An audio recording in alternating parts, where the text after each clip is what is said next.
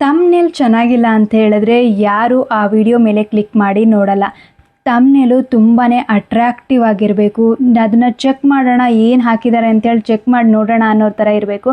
ಅದಕ್ಕೆ ಯಾವ ರೀತಿ ತಮ್ನೇಲ್ನ ಕ್ರಿಯೇಟ್ ಮಾಡ್ಬೋದು.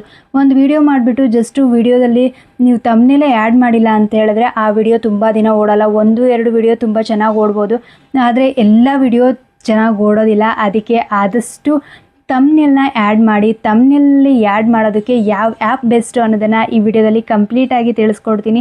ವಿಡಿಯೋ ಕೊನೆ ತನಕ ನೋಡಿ. ಇಷ್ಟ ಆದರೆ ಲೈಕ್, ಶೇರ್ ಹಾಗೆ ಸಬ್ಸ್ಕ್ರೈಬ್ ಮಾಡೋದನ್ನು ಮರಿಬೇಡಿ. CTR click through rate. ನಿಮ್ಮ ತಮ್ನೇಲ್ ಕ್ಲಿಕ್ ಮಾಡಿದ್ರೆ ಅದನ್ನು 1 ಸೆಕೆಂಡು ಇಲ್ಲ 2 ಸೆಕೆಂಡು ನೋಡೋದ್ರಿಂದ ವಿಡಿಯೋ ವೈರಲ್ ಆಗುತ್ತೆ. ಅದಕ್ಕೆ ಚೆನ್ನಾಗಿರುವಂಥ ತಮ್ನೇಲ್ ಕ್ರಿಯೇಟ್ ಮಾಡಬೇಕು ಅಂತ ಹೇಳಿದ್ರೆ ಈ ವಿಡಿಯೋನ ಕಂಪ್ಲೀಟಾಗಿ ನೋಡಿ. ಬನ್ನಿ ಸ್ಟಾರ್ಟ್ ಮಾಡೋಣ. ಪ್ಲೇಸ್ಟೋರಿಗೆ ಹೋಗಿ ಪ್ಲೇಸ್ಟೋರಲ್ಲಿ ಹೋಗ್ಬಿಟ್ಟು CNAVA ಕ್ಯಾನ್ವಾ ಅಂತೇಳಿ ಟೈಪ್ ಮಾಡಿ. ಕ್ಯಾನ್ವಾ ಇದು ನಾನು ಆಲ್ರೆಡಿ ಡೌನ್ಲೋಡ್ ಮಾಡಿದ್ದೀನಿ, ಓಪನ್ ಆಗುತ್ತೆ. ನಾನು ಡೈರೆಕ್ಟಾಗಿ ಓಪನ್ ಮಾಡ್ತಾ ಇದ್ದೀನಿ. ನಾನು ಇಲ್ಲಿ ತೋರಿಸ್ತೀನಿ ಏನೇನು ಫೀಚರ್ಸ್ ಇದೆ ಅಂತೇಳಿ. ಕ್ಯಾನ್ವಾದಲ್ಲಿ ನೀವು ಮೇಲ್ಗಡೆ ಆಲ್ರೆಡಿ ಸರ್ಚ್ ಬಟನಲ್ಲಿ ಅಲ್ಲಿ ಬೇಕಾದರೆ ತಮ್ನೇಲ್ ಅಂತೇಳಿ ಟೈಪ್ ಮಾಡಿದ್ರೆ ಬಂದ್ಬಿಡುತ್ತೆ. ಇಲ್ಲ ಅಂತ ಹೇಳಿದ್ರೆ ಡೌನು ಸ್ಕ್ರೋಲ್ ಮಾಡಿಬಿಡಿ. ಸ್ಕ್ರೋಲ್ ಮಾಡಿದಾಗ ಅಲ್ಲಿ ಯೂಟ್ಯೂಬ್ ತಮ್ನೇಲ್ ಅಂತೇಳಿ ಸಿಗುತ್ತೆ. ಅದನ್ನು ಓಪನ್ ಮಾಡಿಬಿಟ್ಟು ಅಲ್ಲಿ ನೀವು ಕಲರ್ಸ್ನ ಬೇಕಾದರೆ ಆ್ಯಡ್ ಮಾಡ್ಬೋದು. ಯಾವ ಕಲರ್ ಬೇಕು, ನೀವೇನಾದರೂ ಬ್ಯಾಕ್ಗ್ರೌಂಡು ಬ್ಲ್ಯಾಂಕ್ ಆಗಿ ಕಲರು ಬ್ಲ್ಯಾಕ್, ವೈಟ್, ರೆಡ್ ಯಾವ್ದು ಬೇಕಾದರೂ ಆ್ಯಡ್ ಮಾಡ್ಕೊಳ್ಬೋದು. ಇಲ್ಲ ಅಂತ ಹೇಳಿದ್ರೆ ನಿಮಗೆ ಎಲಿಮೆಂಟ್ಸ್ಗೆ ಹೋಗಬೇಕಾಗುತ್ತೆ. ನಿಮ್ಮದೇ ಓನಾಗಿ ಕ್ರಿಯೇಟ್ ಮಾಡ್ಕೊಳ್ಬೋದು. ಆರಾಮಾಗಿ ಇದರಲ್ಲಿ ಕ್ರಿಯೇಟ್ ಮಾಡ್ಕೊಳ್ಬೋದು.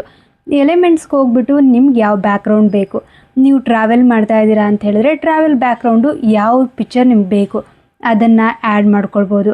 ಅದು ಇಲ್ಲ ಅಂತ ಹೇಳಿದ್ರೆ ನೀವೇನಾದರೂ ಹೋಮ್ ರೆಮಿಡೀಸ್ನ ಮಾಡ್ತಾ ಇದ್ದೀರಾ ಅಂತ ಹೇಳಿದ್ರೆ ಹೋಮ್ ರೆಮಿಡೀಸ್ಗೆ ಬ್ಯಾಕ್ಗ್ರೌಂಡ್ ಯಾವ್ದು ಬೇಕು ಅದನ್ನು ಆ್ಯಡ್ ಮಾಡ್ಕೊಳ್ಬೋದು. ಪಿಕ್ಚರ್ ಹಾಕೋದಕ್ಕೂ ಅಷ್ಟೇ. ಪಿಕ್ಚರ್ ಹಾಕುವಾಗ ಆದಷ್ಟು ನಿಮ್ಮ ಪಿಕ್ಸ್ನ ಅಪ್ಲೋಡ್ ಮಾಡಿ. ತಮ್ನೇಲಲ್ಲಿ ಬ್ಲ್ಯಾಂಕ್ ಆಗಿ ಬಿಡೋಕ್ಕೆ ಹೋಗಬೇಡಿ. ತಮ್ನೇಲಲ್ಲಿ ಯಾವುದೋ ಒಂದು ಬ್ಯಾಕ್ಗ್ರೌಂಡ್ ಹಾಕಿಬಿಟ್ಟು ಅದಕ್ಕೊಂದು ಟೆಕ್ಸ್ಟ್ ಬರೆಯೋದು ಅದನ್ನೆಲ್ಲ ಮಾಡೋಕ್ಕೆ ಹೋಗಬೇಡಿ. ಆದಷ್ಟು ತಮ್ನೇಲಲ್ಲಿ ನಿಮ್ಮ ಫೋಟೋ ಇರಬೇಕು, ಅದು ಅಟ್ರಾಕ್ಟಿವ್ ಆಗಿ ಇರಬೇಕು. ಅದ್ರ ಜೊತೆಗೆ ಟೆಕ್ಸ್ಟಲ್ಲಿ ಡಿಫ್ರೆಂಟಾಗಿ ಫಾಂಟ್ಸ್ ಇರುತ್ತೆ. ನೀವು ಬೇಕಾದರೆ ಬೋಲ್ಡ್ ಮಾಡ್ಕೊಳ್ಬೋದು, ಕಲರ್ನ ಆ್ಯಡ್ ಮಾಡ್ಕೊಳ್ಬೋದು. ನಾನು ಆಲ್ರೆಡಿ ಇಲ್ಲಿ ತೋರಿಸ್ತಾ ಇದ್ದೀನಲ್ವ, ಇದನ್ನು ಕಂಪ್ಲೀಟಾಗಿ ಒಂದೊಂದೇ ಚೆಕ್ ಮಾಡ್ಕೊಳ್ತಾ ಹೋಗಿ. ನಾನೊಂದು ಕಡೆ ಸ್ಕ್ರೀನ್ನ ಹಾಕಿಬಿಟ್ಟು ನಾನು ರೆಕಾರ್ಡ್ ಮಾಡ್ತಿರೋದ್ರಿಂದ ಏನಾದರೂ ಒಂದೊಂದು ಮಿಸ್ಔಟ್ ಆಗ್ಬೋದು. ಆದರೆ ವಿಡಿಯೋನ ನೀವು ಅದನ್ನು ರೆಕಾರ್ಡ್ನ ನೋಡುವಾಗ ಅಲ್ಲಿ ಒಂದೊಂದನ್ನೇ ಮೆನ್ಷನ್ ಮಾಡ್ಕೊಳ್ಳಿ, ಯಾವುದಾದ್ಮೇಲೆ ಯಾವ್ದು ಮಾಡ್ಬೋದು ಅಂಥೇಳಿ. ಎಲಿಮೆಂಟ್ಸ್ ಪಕ್ಕ ಡಿಸೈನ್ಸು ಇದ್ದಾವೆ. ಆ ಡಿಸೈನ್ಸಲ್ಲಿ ನಿಮಗೆ ಯಾವ ಡಿಸೈನ್ಸ್ ಬೇಕು, ಟ್ರಾವೆಲ್ ಬೇಕಾ, ಬ್ಲಾಗ್ ಬೇಕಾ, ಯಾವುದು ಬೇಕಾದರೂ ಅಲ್ಲಿ ಮೆನ್ಷನ್ ಆಗಿರುತ್ತೆ. ನೀವು ಅದನ್ನು ತಗೊಳ್ಬೋದು. ಅದನ್ನು ತಗೊಳ್ಳೋದಕ್ಕಿಂತ ನೀವು ಓನಾಗಿ ಮಾಡ್ಕೊಂಡು ಹೋಗೋದು ತುಂಬಾ ಬೆಟರು. ಆ ರೀತಿ ಮಾಡ್ಕೊಂಡು ಹೋಗೋದ್ರಿಂದ ನಮ್ಮ ಸಪ್ರೇಟಾಗಿ ಒಂದು ಯೂನಿಕ್ ಆಗಿರುವಂಥ ತಮ್ನೇಲ್ ಕ್ರಿಯೇಟ್ ಆಗುತ್ತೆ. ನೀವು ಕ್ರಿಯೇಟ್ ಮಾಡುವಾಗ ತುಂಬ ಕೇರ್ಫುಲ್ಲಾಗಿ ಕ್ರಿಯೇಟ್ ಮಾಡಿ. ಬ್ಯಾಕ್ಗ್ರೌಂಡು ನೀವು ಫೈರ್ದು ಅಂಥದ್ದೆಲ್ಲ ಮೆನ್ಷನ್ ಮಾಡೋದಕ್ಕೆ ಹೋಗಬೇಡಿ. ಆದಷ್ಟು ನೀವೇನಾದರೂ ರೆಮಿಡೀಸ್ ಮಾಡ್ತಾ ಇದ್ದೀರಾ ಅಂತ ಹೇಳಿದ್ರೆ ನಿಮ್ಮದೇ ಓನ್ ಪಿಕ್ ಇರಲಿ, ಬಿಫೋರು ಆಫ್ಟರು ಹಾಗೆಲ್ಲ ಮಾಡೋದ್ರಿಂದ ಇದಕ್ಕೆ ನೀವೇನು ಪೇ ಮಾಡೋ ಅವಶ್ಯಕತೆ ಇಲ್ಲ. ಕ್ಯಾನ್ವಾದಲ್ಲಿ ಪೇನು ಮಾಡ್ಬೋದು. ಪೇ ಮಾಡೋದ್ರಿಂದ ನಿಮಗೆ ತುಂಬಾ ಫೀಚರ್ಸ್ ಸಿಗುತ್ತೆ. ಬ್ಯಾಕ್ಗ್ರೌಂಡ್ನ ರಿಮೂವ್ ಮಾಡ್ಬೋದು, ಬೇರೆ ಟೆಕ್ಸ್ಟ್ಗಳನ್ನ ನೀವು ಫಾಂಟ್ನ ಚೇಂಜ್ ಮಾಡ್ಕೊಳ್ಳೋದಕ್ಕೆಲ್ಲ ನಿಮ್ಗೆ ಸಿಗುತ್ತೆ. ಯಾಕಂದ್ರೆ ನಾನು ಆಲ್ರೆಡಿ ಒಂದ್ಸಲಿ ಪರ್ಚೇಸ್ ಮಾಡಿದ್ದೆ, 1 ಇಯರ್ ಮುಂಚೆ ಪರ್ಚೇಸ್ ಮಾಡಿದ್ದೆ. ನಾನೊಂದು ಎಜುಕೇಷನ್ ಈ ವಿಡಿಯೋ ಮಾಡ್ತಿರುವಾಗ ಆವಾಗ ಅದು ಬೇಕಾಗಿತ್ತು, ಆವಾಗ ಪರ್ಚೇಸ್ ಮಾಡಿದ್ದೆ. ಇದರಿಂದ ತುಂಬಾ ಬೆನಿಫಿಟ್ಸ್ ಆಗುತ್ತೆ. ಯಾಕಂತ ಹೇಳಿದ್ರೆ ಇಲ್ಲಿ ತುಂಬ ಅದು ಬೇಗ ನಮಗೆ ಸಿಕ್ಬಿಡುತ್ತೆ. ನಮ್ಗೆ ಯಾವ ಪಿಕ್ಚರ್ ಬೇಕಾಗಿರುತ್ತೋ ಅದನ್ನ ಸಿಕ್ಬಿಡುತ್ತೆ.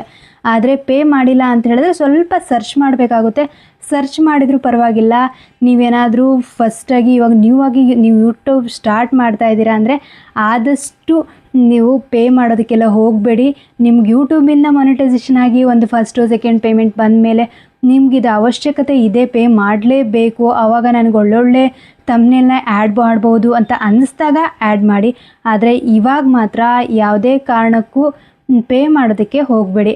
ನಿಮಗೆ ಇಲ್ಲಿ ಟೆಕ್ಸ್ಟ್ ಬರುತ್ತೆ, ಲೇಯರ್ಸ್ ಬರುತ್ತೆ, ಯಾವ ಡಿಸೈನ್ ಬೇಕೋ ಆ ಡಿಸೈನ್ನ ನೀವು ಮಾಡ್ಕೊಳ್ಬೋದು. ಆದಷ್ಟು ಓನಾಗಿ ಕ್ರಿಯೇಟ್ ಮಾಡಿ.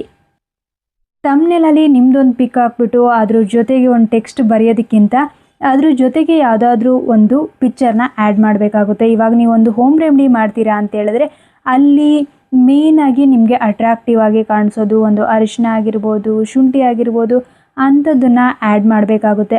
ಇದನ್ನು ಆ್ಯಡ್ ಮಾಡೋದಕ್ಕೆ ನೀವು ಬೇರೆ ಆ್ಯಪ್ಗೆ ಹೋಗೋದೇ ಬೇಡ. ಎಲಿಮೆಂಟ್ಸ್ನಲ್ಲೇ ಹೋಗ್ಬಿಟ್ಟು ಇವಾಗ ಅರಿಶಿನ ಅಂತ ಹೇಳಿದ್ರೆ ಟರ್ಮರಿಕ್ ಅಂತೇಳಿ ಸರ್ಚ್ ಮಾಡಿಬಿಡಿ. ಸರ್ಚ್ ಮಾಡಿದ ತಕ್ಷಣ ಅಲ್ಲಿ ಬರುತ್ತೆ. ಒಂದಿಷ್ಟು ಪೇ ಮಾಡೋದಿರುತ್ತೆ, ಪೇ ಮಾಡೋಕ್ಕೆ ಹೋಗೋ ಅವಶ್ಯಕತೆ ಇಲ್ಲ. ನೀವು ಸ್ವಲ್ಪ ಸರ್ಚ್ ಮಾಡಬೇಕಾಗುತ್ತೆ. 1 to 3 ಮಿನಿಟ್ಸ್ನಲ್ಲಿ ನೀವು ಆರಾಮಾಗಿ ಸರ್ಚ್ ಮಾಡ್ತಾ ಹೋದರೆ ಅದು ನಿಮ್ಗೆ ಗೊತ್ತಾಗ್ಬಿಡುತ್ತೆ. ಫಸ್ಟ್ ಟೈಮ್ ಹೋಗೋಕೆ ಸ್ವಲ್ಪ ಇದು ಟಫು ಅಂತ ಅನಿಸ್ಬೋದು, ಆದರೆ ಆಮೇಲೆ ಹೋಗ್ತಾ ಹೋಗ್ತಾ ಇದು ತುಂಬಾ ಈಸಿ ಆಗುತ್ತೆ. ಅದಕ್ಕೆ ಅರಿಶಿನ ಇವಾಗ ನನಗೆ ಅರಿಶಿನ ಬೇಕು ಅಂತ ಹೇಳಿದ್ರೆ ಅದನ್ನು ತೊಗೊಂಡ್ಬಿಟ್ಟು ಒಂದು ಪಿಕ್ನ ಆ್ಯಡ್ ಮಾಡ್ತೀನಿ.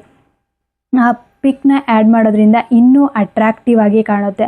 ಅಟ್ರಾಕ್ಟಿವ್ ಆಗಿ ಕಾಣಿಸಿದ್ಮೇಲೆ ಇದನ್ನು ಒಂದು ಆ್ಯರೋ ಮಾರ್ಕ್ ಟೈಪ್ ಏನಾದರೂ ಹಾಕಿ ಅಲ್ಲಿ ಆ್ಯಡ್ ಮಾಡಬೇಕಾಗುತ್ತೆ. ಆ್ಯಡ್ ಮಾಡಬೇಕಂದ್ರೆ ನಾನು ಇದನ್ನು ಇದರಲ್ಲಿ ಯೂಸ್ ಮಾಡಿದ್ದೀನಿ ಅಂತೇಳಿ. ಇದನ್ನು ಬಳಸಿದ್ದಕ್ಕೆ ಇದು ಯಾವುದು ಅನ್ನೋದು ಒಂದು ಕ್ಯೂರಿಯಾಸಿಟಿ ಇರುತ್ತೆ. ಒಬ್ಬರಿಗೆ ಅದು ಅರಿಶಿನ ಅಂತೇಳಿ ಗೊತ್ತಾಗ್ಬೋದು, ಅದು ಶುಂಠಿ ಥರ ಕಾಣಿಸ್ಬೋದು. ಅದಕ್ಕೆ ಅದು ಯಾವುದು ಅಂಥೇಳಿ ಕ್ಯೂರಿಯಾಸಿಟಿಗಾದರೂ ಒಂದ್ಸಲಿ ಕ್ಲಿಕ್ ಮಾಡಿ ನೋಡ್ತಾರೆ. ಅದಕ್ಕೆ ಅಂಥದ್ದನ್ನು ಆ್ಯಡ್ ಮಾಡಬೇಕಾಗುತ್ತೆ. ಆದಷ್ಟು ಅಂಥವನ್ನೆಲ್ಲ ಆ್ಯಡ್ ಮಾಡ್ತಾಯಿರಿ. ಎಲಿಮೆಂಟ್ಸ್ನಲ್ಲೇ ಹೋಗಿ ಸರ್ಚ್ ಮಾಡಿ. ಆಮೇಲೆ ಇನ್ನೊಂದೇನು ಅಂತ ಹೇಳಿದ್ರೆ ನೀವು ಬಾರ್ಡರ್ನ ಆ್ಯಡ್ ಮಾಡ್ಬೋದು. ಬಾರ್ಡರ್ನ ಆ್ಯಡ್ ಮಾಡಬೇಕು ಅಂತ ಹೇಳಿದ್ರೆ ಅದನ್ನು ಎಲಿಮೆಂಟ್ಸ್ನಲ್ಲಿ ಹೋಗ್ಬಿಟ್ಟು ನೀವು ಬಾರ್ಡರ್ ಅಂತೇಳಿ ಸರ್ಚ್ ಮಾಡಿದ್ರೆ ನಿಮಗೆ ಅಲ್ಲೊಂದು ಬಾರ್ಡರ್ ಬರುತ್ತೆ. ಪೇ ಮಾಡೋಕ್ಕೆ ಹೋಗಬೇಡಿ, ಅದರೊಳಗೂ ಪೇ ಮಾಡದೇ ಇರುವಂಥದ್ದು ಬೇಕಾದಷ್ಟು ಇದ್ದಾವೆ.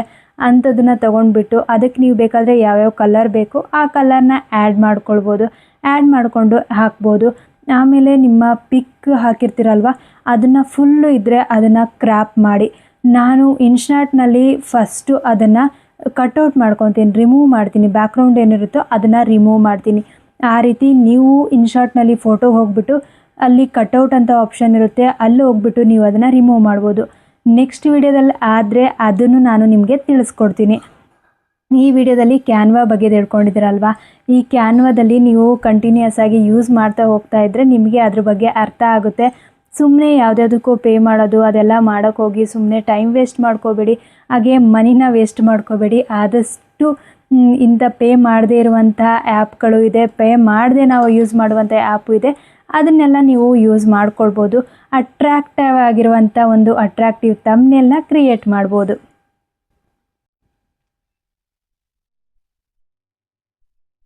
ಇನ್ನೂ ಬೇರೆ ಬೇರೆ ಆ್ಯಪ್ ಇದ್ದಾವೆ. ಪಿಕ್ಸೆಲ್ ಲ್ಯಾಬ್ ಇದೆ, ಇನ್ಶಾಟ್ ಇದೆ. ಇದರಲ್ಲೆಲ್ಲ ಥಂಬ್ನೇಲ್ನ ಕ್ರಿಯೇಟ್ ಮಾಡ್ಬೋದು. ಆದರೆ ಅದರಲ್ಲಿ ಮೇನ್ ಪ್ರಾಬ್ಲಮ್ ಏನು ಅಂತ ಹೇಳಿದ್ರೆ ಬ್ಯಾಕ್ಗ್ರೌಂಡು ಸಿಗಲ್ಲ. ನಮಗೆ ಯಾವ ರೀತಿ ಬ್ಯಾಕ್ಗ್ರೌಂಡ್ ಬೇಕಾಗಿರುತ್ತೋ ಆ ಬ್ಯಾಕ್ಗ್ರೌಂಡ್ ಸಿಗಲ್ಲ. ಇನ್ಶಾಟಲ್ಲೆಲ್ಲ ನಾವು ನಮ್ಮ ಕಟ್ಔಟ್ ಮಾಡ್ಕೊಳ್ಬೋದು. ನಮ್ಮ ಫೇಸ್ನ ಬ್ಯಾಕ್ಗ್ರೌಂಡ್ ಏನಿದೆಯೋ ಆ ಬ್ಯಾಕ್ಗ್ರೌಂಡನ್ನ ರಿಮೂವ್ ಮಾಡ್ಬೋದು. ಆದರೆ ಏನಂದರೆ ಅಲ್ಲಿ ಬ್ಯಾಕ್ಗ್ರೌಂಡು ನಾವು ಬೇರೆ ಬ್ಯಾಕ್ಗ್ರೌಂಡ್ನ ಹಾಕ್ಬೋದು, ಆದರೆ ನಮ್ಗೆ ಸೆಟ್ ಆಗುವಂಥ ಬ್ಯಾಕ್ಗ್ರೌಂಡು ಅಲ್ಲಿ ಸಿಗೋದಿಲ್ಲ. ಅದಕ್ಕೆ ನಾನು ಕ್ಯಾನ್ವಾ ಸಜೆಸ್ಟ್ ಮಾಡಿದ್ದು. ಯಾಕಂದರೆ ಕ್ಯಾನ್ವಾದಲ್ಲಿ ತುಂಬಾ ಫೀಚರ್ಸ್ ಇದೆ. ನಮಗೆ ಯಾವ್ಯಾವ ಬೇಕಾಗಿರುವಂತಹ ಬ್ಯಾಕ್ಗ್ರೌಂಡ್ನ ಹಾಕ್ಕೊಳ್ಬೋದು. ಎಡಿಟಿಂಗ್ ಮಾಡೋದಕ್ಕೆ ತುಂಬ ಈಸಿಯಾಗಿದೆ ಅಂಥೇಳಿ ಈ ಆ್ಯಪ್ನ ಹೇಳಿದ್ದೀನಿ. ಈ ಆ್ಯಪ್ನ ನೀವು ಡೌನ್ಲೋಡ್ ಮಾಡ್ಕೊಳ್ಳಿ. ಇವತ್ತಿಂದನೇ ಒಳ್ಳೊಳ್ಳೆ ಅಟ್ರಾಕ್ಟಿವ್ ಆಗಿರುವಂಥ ಥಂಬ್ನೇಲ್ನ ಕ್ರಿಯೇಟ್ ಮಾಡೋದಕ್ಕೆ ಟ್ರೈ ಮಾಡಿ. Thanks for watching. ನೆಕ್ಸ್ಟ್ ವಿಡಿಯೋದಲ್ಲಿ ಸಿಗೋಣ. ಬಾಯ್ ಬಾಯ್.